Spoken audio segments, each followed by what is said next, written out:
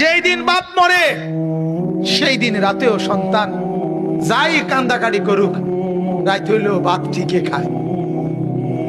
কিও ভাত খায় না, পরের দিন নাস্তা খায় না। কিরে কান্দস না তুই? না বলে তোর বাপের লেগে দুঃখিত, ভাত খাস খা। কথা বলেন না। এর নাম দুনিয়া। এর নাম কি?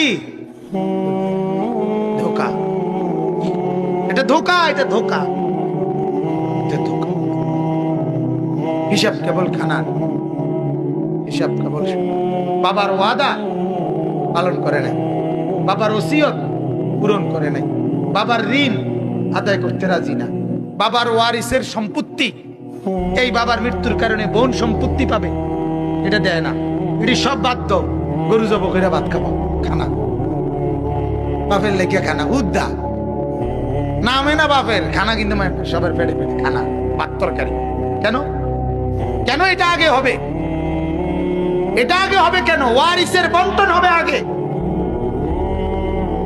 কোন বাপ মৃত্যুর পরে একটা নুনের বাড়ি, আধা কেজি লবণ, লবণও যদি রাখা থাকে, বাবা উনি আনছিল বাজারের থেকে, আল্লাহর কসম এই নুন টুকুর উপরে ছেলে মেয়ে যতজন, ওদের প্রত্যেকের ওয়ারিস হিসাবে অধিকার, সবাই ভাগ করে দিতে হবে। বুঝেন এটা মিয়া? বুঝেন তো না? ভাতের থালা বোঝেন।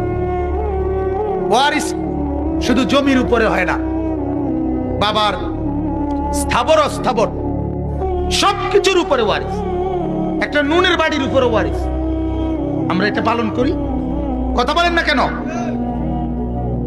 খানাডা হেতে হেতে বাপে মরছে, এতে ফুলাকা কান্দে, আর মানুষে গিয়ে কয় খানাডা কোন দিন করিবা? আরে বুঝছি তো, কান্দা তো আইয়ে বুঝছি আমারও, কিন্তু ফাঁকি দিয়ে কথাটা ভাঙ্গা লইলে ভালো আছিল না?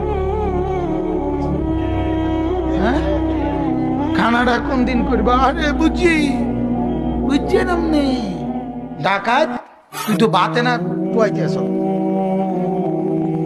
তুই তো মূর্খা না টোয়াস বেটা। 60 দিনের দিন ভাত খাবাই তৈব, 40 দিনের দিন ভাত খাবাই তৈব, কিটা ঘটনা কিটা? বাতার উপরে তো চাপা চাবি বলেন না মিয়া? হ্যাঁ,